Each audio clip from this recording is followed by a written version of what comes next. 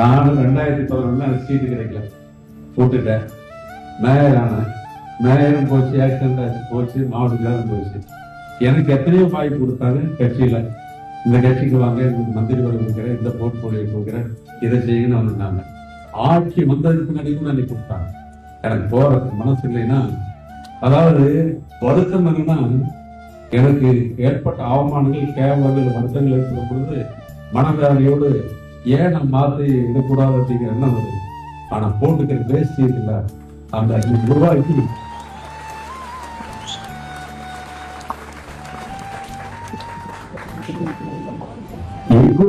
செய்யப்படுது. சரியா இன்னைக்கு தமிழகத்துக்கு அறிவிக்க